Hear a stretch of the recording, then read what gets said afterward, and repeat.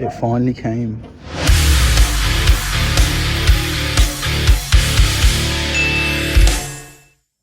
So hello my legends and welcome back to the channel. It is your boy Link and today I'm getting a fish tank, which is very, very exciting.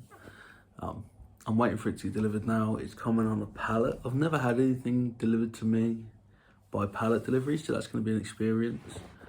But yeah, it's coming by pallet delivery. I've got a stand coming. I've got all the sand coming. The salt, because it's going to be a saltwater aquarium. So this is also going to be kind of like a vlog of me setting it up. Also kind of like a how-to and my tips and tricks.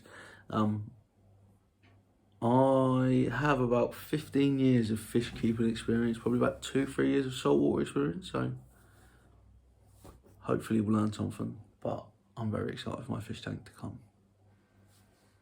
So the next few clips were actually filmed a few days ago. Basically my rock got delivered quicker than my tank and my salt and everything, so I had to clean the rocks, so I'll show you how I did that now. So here we have my Aquastart dried reef rock.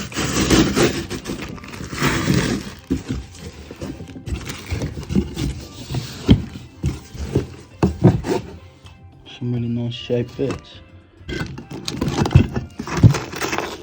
You always get these like chipped off bits, but they're quite good. If you're epoxying your rock together, you could put that in the epoxy to try and cover it up. It's good. I'm not saying I have trust issues, but I'm going to weigh the rock. There should be 5 kilos. Apparently there's nothing. Right. 0, 5.8. So we got more than we want. So the Aquastart dry rock, although being pest free, does need to be cured, so you have to kind of soak it in water, but I tried to speed this up by like hammering it with a shower. Make sure you dechlorinate your rock after, because tap water, if you use a shower, is going to have chlorine in. And then I blast it with a shower, then I got a toothbrush, scrubbed it all up, and you're now about to see how much stuff came out of it, which is pretty grim. And then also just make sure that like you're filtering stuff, so you're not just throwing big bits down the pipe, and then keep your little bits of rock because they'll be handy later. So now I'm just playing around with the rocks in a box, which is the size of the tank, just to work out where I want stuff. My advice is once you make something, just kind of like leave it there for a bit, see if you like it. Like I kind of don't like this bridge here. It's a weird shape. Like this base piece is a really nice solid piece of rock, but it's hard to use. And then I do like what I've done over here with like a little cove. I think that looks really nice and natural, but that side, I'm not sure. So I'm just sort of looking at it, coming up with ideas, watching some other YouTubers and see what they do. So Amazon messed up my order for Milliput putty. So I was going to use epoxy putty, but it didn't come. So I had to go back to good old-fashioned super glue. You can use any super glue as long as it is cyanoacrylate. But, you know, if you want to be safe, buy some Seachem super glue. It's really good stuff. But I had to use something I had because Amazon let me down. But then the next day, my epoxy turns up after Amazon have refunded me. So what I'm going to show you here is I used a little stick just to kind of like poke some holes in the epoxy, just to try and texture it so it blends in with the rock a little better, so it's a little bit easier on the eye. And so I've used super glue and epoxy together, and then once it had cured for like 48 hours, look how hard this is. Rock solid it is, and it kind of looks like the rocks, you know, it blends in well, but I put most of it on the back. Now we are going to go back to the present day to see if my fish tank's come yet. I have cleared the spot where the tank is going to go. Disclaimer, they don't advise putting a fish tank next to a window because of like changes in temperature and also the light, but I'm going to put backing on the back and on this side so there won't be any light actually gets into the tank. But it's not like the recommended thing to do, so I just thought I'd mention it. I've got, like I say, I've got years of experience, so I kind of know what I'm doing. But if it's your first fish tank, I wouldn't recommend putting it right next to a window, unless you know what you're doing. I just had a delivery and it's in place. Do you want to see it? I felt like I should like sing some epic music. Are you ready? I'm joking, it's not here yet. But this is upcoming video postman's obviously opened it to see what I bought. Obviously a fan of the channel wants to know what's coming, but yeah, the fish tank should be here soon, hopefully. I've shut the dogs out the back because they keep getting in the way, and I don't want them to get out when I get the parcel, but look how disappointed with me they look. Now, talking of the film to stop the light, I might as well set that up now while we wait for the tank to get delivered, because I'm impatient, and if this is going to save me 10 minutes once it arrives, let's do it. One thing you do want to check is that the inside is also coloured. So like once I peel this, it's also blue inside there. If you don't do that, it's going to be like white or black or something inside, so it's worth checking. They just called me, my fish tank is outside. I'm so excited, let's go get it. It's here. It finally came. Now this is actually the nervous bit. Carrying the actual tank indoors. Here we have it all. The Aquastart 80 by Aqualantis. I've got the white one, so I have a white lid. This is the stand. I've got two bigger bags of salt, because I'll probably need about 8 to 10 kilos for this size tanks, but it was cheaper to buy 15 than 2 5s. Then I've got a bit of carib sea life rock, because I just want to have something with pre-seeded bacteria. Then I've also in there got some bacteria boost, some food and stuff. And they sent me different sands to what I ordered. But they sent me Sea Cam Vibrant Sea, which actually is my favourite salt. I ordered Tetra because it's cheaper, but they upgraded me to this, so I'm happy. So the stand comes all flat packed. Looks like it glues, not screws, which is it's nice for the assembly. Not so nice if you ever move house. If you are watching this because you want to know what an Aqualantis stand is like, there's the instructions, so you can pause it and have a little look. One thing I love though is it seems the top piece and the bottom piece are the exact same size. A and G are both 80 by 30. And you know, why would you get excited about that? But I don't really like stands where they're smaller at the bottom. Like you see it with some dual stands. Like dual stands are smaller at the bottom than at the top, and they just, for me, they don't feel as stable as one which is this solid. Only is this one doesn't have a cupboard, which is a bit of a issue thing, but it is, the Aqualantis Aquastart is meant to be like a budget aquarium. I think the tank was about 140 quid, the stand was about 70. So it's about 200 odd quid for your tank, your stand, your filter, your heater and your light. The light's not good enough to grow corals. The filter's not really ideal for marine, but it's a pretty good deal for if you want a nice, fresh, new starter tank. So let's get it built. Another good thing about this tank to mention just during the construction is you've actually got 9 feet on it, which means you've got 9 points of contact with the floor, which will help you out basically just to have things stable. Some tanks have 4, and if like one bit of floor gives, like one bit of floor or something were to give in like an older upstairs or something, it's not great. But yeah, when you've got this many, the weight is just spread across so much. It's time to get the tank out. Okay, I'm gonna need 2 hands, I can't. So my first impressions of the tank are really good. I love how clean it looks. I'm so scared to take the hood out, so I'm gonna do it off camera so I don't scratch the glass. But it's got black silicone, it looks the part. Let's get it out. I'm now gonna attempt to stick the sticky back vinyl. You absolutely do not want that to come up at the top. And if you stick it down too bad, so it's going to be loads of bubbles, just come up again and then go again. That's pretty bubbly. I'm now going to try to push it out using a credit card. So my choice of sand is the Hugo Kamishi Coral Sand. It is the 1 to 3 millimeter pieces, so it's really fine. So the tank will go crazily cloudy when we set it up. We know that's going to happen. Lots of people say wash it first, but to be honest, this brand's quite good. It's just going to be like a waste of my time. So let's get the sand in. No, you don't put the sand in yet. You put your rock in first. Put a rock in first, so the rock is resting on the glass. Now some people might think you put sand in to make it softer on the glass, but it's not a good idea, especially in marine tanks. If you have any fish or crabs or snails that bury, they're going to make your rock collapse, which is why I've glued it all together to try and avoid that happening. So put this straight on the bottom of the tank, then put your sand in.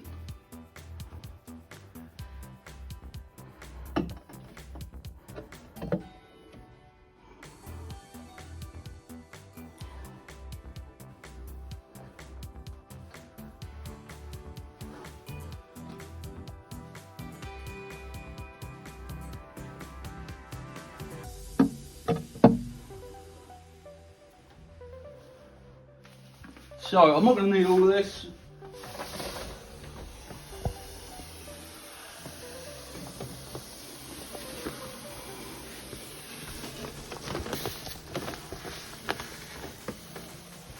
You probably want about an inch.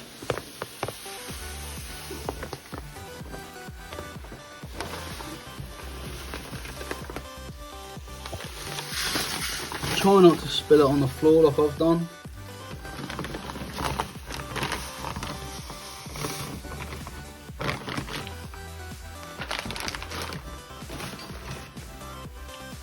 So at this point we're about half a bag in.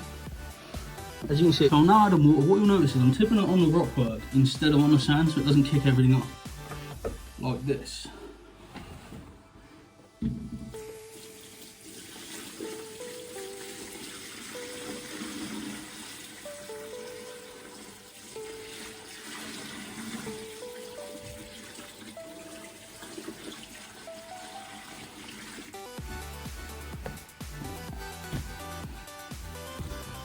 Now I'll put another 5 or 6 of them in. Now the bucket I used to fill it has measurements, which is important. I've put 75 litres of water in, which in a second is going to help me work out how much salt to put in.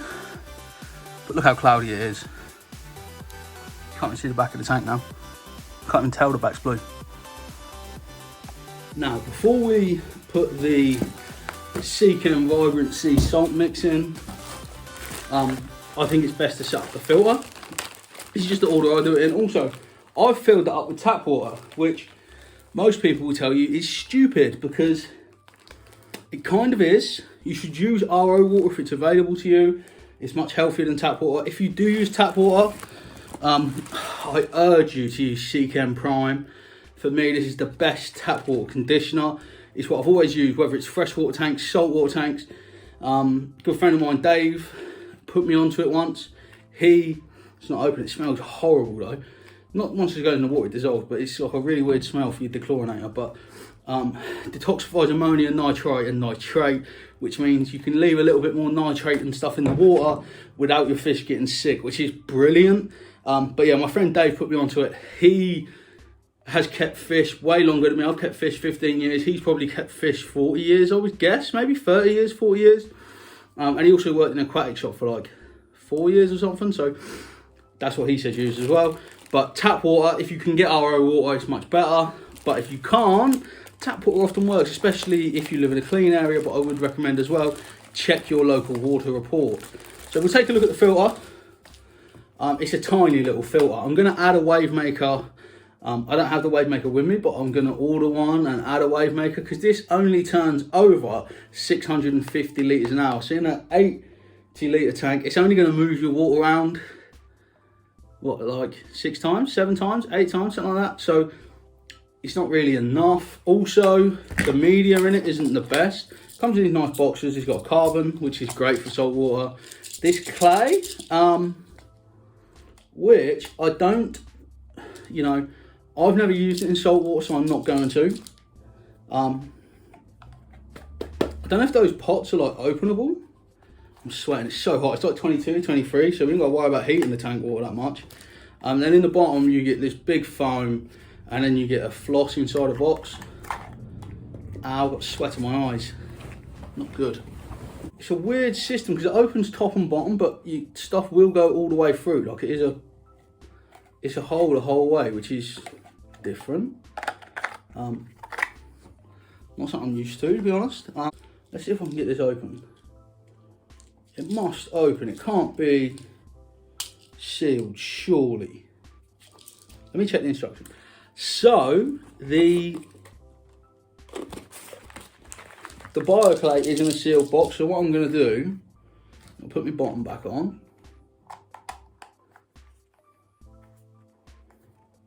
Oh, it's not very good. I know it's a budget brand, but everything does feel a bit cheap. I'm going to put some Seachem Matrix in. Now this is a media which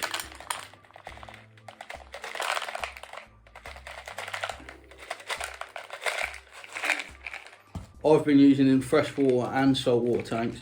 I only use a quarter of a tub. Again, this will be in the Amazon links in your description, which does support the channel if you do order anything. And then that goes there, and then that won't close because I put too much media in. But yeah, your reach should always exceed your grasp, people.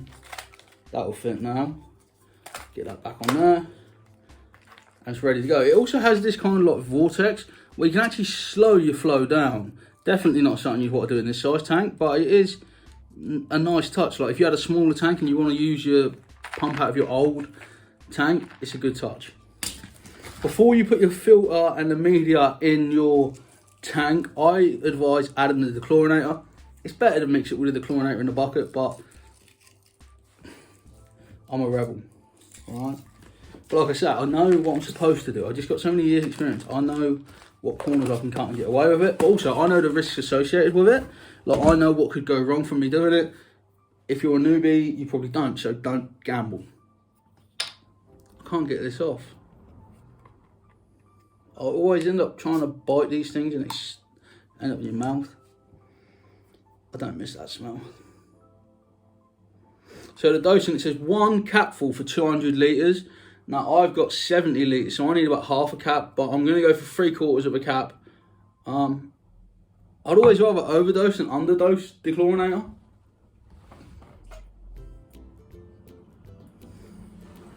Leave that to mix in for maybe 10 minutes just to get underwater a little bit, and then put your pump and your heater in. Let's just have a little look at the heater before we put it in the tank while waiting for that to happen. Comes in a nice little bit of bubble wrap. I think it's a 100 watt heater. No, it's a 75 watt. I'm sure it said 100 watt online. Sure it did. I'm sure the product spec said it was going to be a 100 watt heater.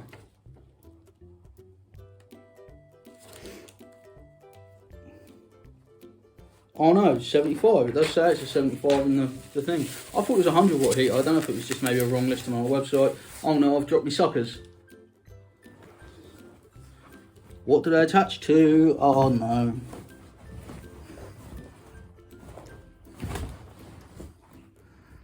So it looks like you just get one thing to put a sucker on. Is that it? Like a plastic, old school. It's a very old school sort of heater, this. This is like what you'd had in your tropical tanks the last 20 years. What's it set to? Set to 28. We don't want that, we want 25. 25 is the happy place for most marine fish and corals and stuff. One nice thing about this tank is the hood like unclips, so you can get your wire through there like nice. So what I'm going to do is I'm going to feed my wire through the heater and the filter through before I put the hood on. Once you get your filter and your lights plugged in, your heater, I'll just show you the hood as well. I like the hood, it's a nice white. It has these little plastic clips that come off, so you can take the whole hood off the tank if you want to, which is a nice touch. It's a really nice white LED. Again, that's not super good for corals, but the plan for this tank is to be fish for the first at least a month. So I'm going to cycle it for a couple of weeks first though. You also have a nice little feeding flap, which is always a nice touch because you don't want to have to open the big lid every time. So I took them a load of salt by eye. Hydrometers again, not the most accurate thing, but I like them because of how easy they are to use. Did it by eye and I'm looking short. You could use that for fish only 1.8, but we want to go up to that like 2.5, 2.6 mark, 100%. So we can test the salinity. We are in the range now, but I just still want a little bit more salt than that. So now my salinity is stable at about 1.025. I'm going to add in this purple stuff. So this is Carib Sea life rock. It's basically sustainable live rock that's been made in a farm somewhere by Carib Sea, and it comes in like a purple colour, so it kind of looks like live rock already. So the life rock is in there, not that you can really tell from how cloudy it is. I'm now going to add in some Seachem stability, new tank stabilisation system, rapidly and safely establishes your biofilter. Can be used in fresh water as well, but you can see the little coral angel fish, I think it is, so it's definitely reef safe. And the last thing to do before you can just leave it and wait is to feed your fish. Well, obviously there's no fish in there, but you just want a few drops. Basically, that's going to break up in the water then that's going to feed all this rock to become live, and all the bacteria is going to eat the nutrients that come out of them pellets, and that's how you establish your tank. So here's everything I used: Carib Sea Life Rock, Ocean Nutrition pellets. These are the garlic ones. I always find garlic is really good for like antibacterial, so I recommend feeding that. I put some Seachem Matrix biofiltration in to go with the live rock. You never have too much biofiltration, although it can compete with each other, so it is about making sure it has stuff to eat. We use Seachem Primer for the dechlorinator, and then we use Stability for that little bacterial start. Then I've just got a net. Seachem Vibrancy is the salt I used. I often use this, or I sometimes use Red Sea, I sometimes use Tetra. Try and be consistent with your brand, but they sent me Seachem because I guess they thought I liked Seachem stuff. And then it was Hugo Kamishi salt, coral substrate, which is very often sold for Malawi cichlids as well. That's one of the brands I really like, unless you're going to buy live sand. If you buy live sand, also if you buy live rock, don't mix your water in a tank, mix salt water in a bucket, then put it in, otherwise you're going to kill your rock, basically. Which is why I made it salty before I added the live rocks. There's my tips. Hopefully you enjoyed them. I've now got to wait for the tank to clear, so I'm going to end the video on a cliffhanger where you get to see how it looks when it's done in the next video, where I finish it off. And so subscribe to the channel so you don't miss it. Also, we're going to go buy fish. Probably going to start with some type of clownfish. It's a big enough tank to maybe go for like a maroon, but they're very aggressive. So I think I'll probably stick to your normal sort of Ocellaris, which is like your Nemo for the layman, or for the legends that just like to watch my vlogs. I might try and get a black Ocellaris, which is, it's not a different species. It's just been line bred over and over to have more black coloration, so it's basically black. They do that a lot with clownfish. They're one of the most commonly tank bred fish. Also in this tank, I want to try and go for as much tank raised fish, as many aquacultured corals as I possibly can. But like I say, that light won't sustain corals. It might sustain zoanthids, or maybe like leathers. Everything will sustain a Kenya tree, or even yeah, Pulse and Xenia. I was trying to think what it's called, but yeah, I'm going to get a better light for it, upgrade that at a later date, so stay tuned for that. But for now, we're done. The Aqualantis tank, at the moment, I am going to give it a pretty cautious 7 out of 10. Like, I like the black silicone, but there's a few things, like the stand could be more rigid. I think we're going to add some more bits to it just to be extra safe. The lid is nice but flimsy. It looks the part, but this sticker isn't level. But yeah, it's not level at all, and it's just that finesse which you normally get with like a dual tank, which is my go-to supplier of aquarium. If budget isn't an option, isn't an issue, get a dual tank. Unless you go marine, then Red Sea is my preference, but I do like dual for marine as well. So I've just finished editing the video. If you want to see me put some fish in, make sure you subscribe to the channel so you don't miss it. Also, I'm going to be putting coralline in like a month or two, so that's all to come. It's going to be like a little series, like the channel. Don't worry, the channel's not going to become like a fish channel, but there will be a series of looking after the fish, and once I've got fish, we'll probably feed them in most vlogs. So look forward to Nemo getting fed. Hit the thumbs up if you've enjoyed this. If you have any questions about fish keeping, saltwater, freshwater, or anything, just put them in the comments down below, and I will try and help if I can. All there's left to say is, I've been Link, you've been my legends. I will see you all real soon. Thanks so much for watching today, guys. If you've enjoyed that, you can click up here and you can watch another video of mine. Or if you really love it, if you really love it, or even if you just like it a little bit, go down here and subscribe to the channel.